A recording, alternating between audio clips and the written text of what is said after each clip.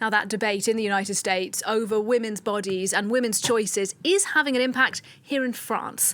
Today, the Senate is voting on a bill that is designed to enshrine the right to abortion in the French Constitution, even though it's been legal here since 1974. President Macron promising to do that following the rollback on abortion rights in the United States. For some analysis on this, Annette Young joins me now. She's the host of the 51% show here on France 24. And Annette, clearly then, there is a direct link between what we're seeing in the United States regarding reproductive rights and this crucial vote tonight here in Paris. Indeed, it was a wake-up call for everybody, Nadia, and absolutely there's a very direct line between what happened in Washington, D.C. in June 2022 and within weeks we had the French president saying that he would ascribe the right to enshrine abortion rights, which, as you say, has been legal since 1974, into the Constitution. Now, it came very quickly after that decision, where, of course, the Supreme Court overturned the half-century old right to the procedure, which allowed states to ban or curtail, as a result of rolling back this procedure, allowing states to ban or curtail abortion.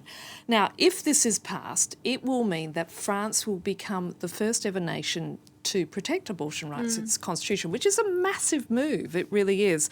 And just some statistics for you. Last year, 234,000 abortions were carried out in this country, which is a fairly sizable figure.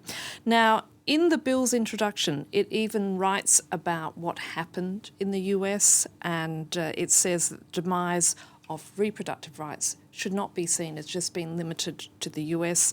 There are certain currents of opinion here in Europe, the bill's introduction says, that is seeking to hinder at any cost the freedom of women to terminate their pregnancy if they wish.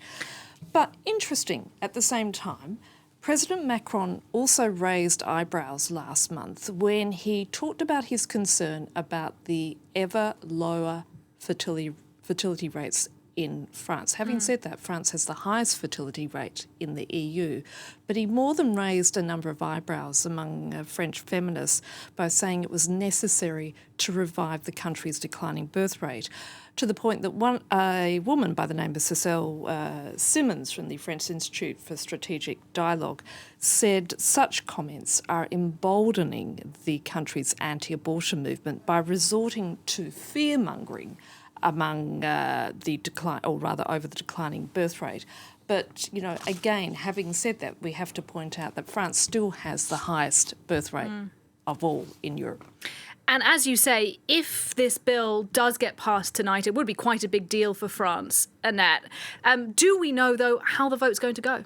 At this stage, it's looking good in the sense that a Senate committee early in the day rejected motions from the right to amend the text of the proposed revision as a possible indicator that looks like that vote is indeed going to be positive. But there are some politicians who've expressed concerns, in particular regarding the conscience clause, for doctors who refuse to perform abortions without the Constitutional Council being able to oppose it if the bill passes. And this is the concern of some also on the pro-choice side, that if you're leaving it up to doctors to indicate whether they're going to do it or not, in terms of their own personal views, there are a number of areas in France, particularly in the rural areas, who could be left without access to abortion services.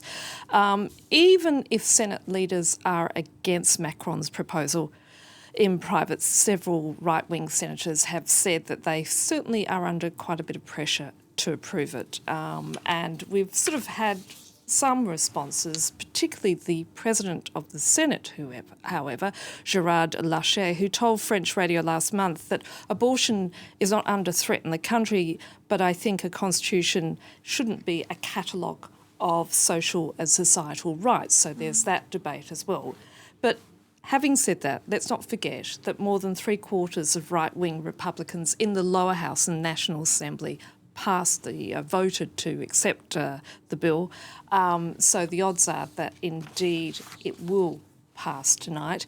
And also a survey by a French polling group in 2022 found that 86% of French people were in favour of making abortion rights as part of the Constitution. That itself speaks volumes to politicians at the moment, having said that. But of course, once it's in the Constitution, it's going to make it very difficult to roll things back. So indeed, the mood is at the moment that it will pass tonight.